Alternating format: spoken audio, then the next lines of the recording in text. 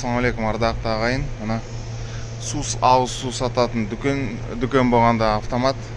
Қазір осы автоматқа ыдысымды қоямын да, мінекей.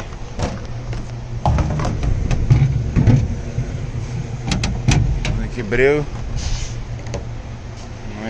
екіншісі.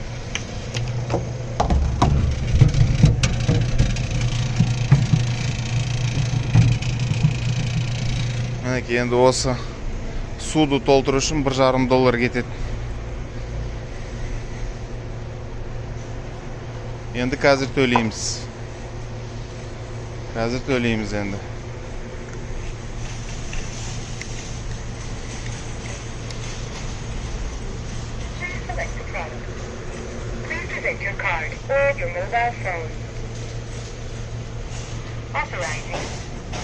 Міне қараңыз. Басталды мінекей.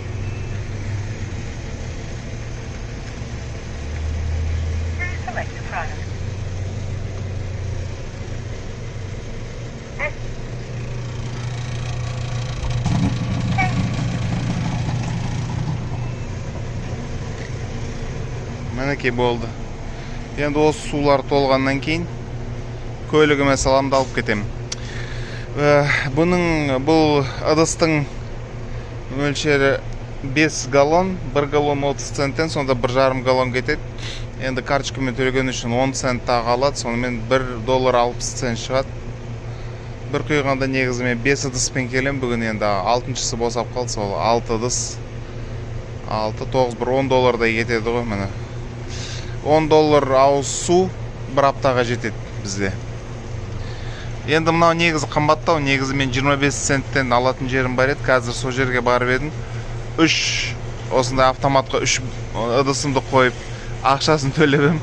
Үшеуінен де ақша алды да, бірақ су бермей қойды, су жоқ екен. Соны амал жоқ, ертерек.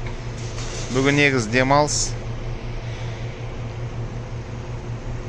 Енді алдым да, мына басқа жерге келдім, қымбат болса да. Енді мына қазір су толғаннан кейін аламда, көлігіме саламды алып кетем. Ауыз су жақсы, негізі осы суменен бүйрегім тазаланды, бүйректегі тастар түсті ғой, менде өліп қала жаздадым.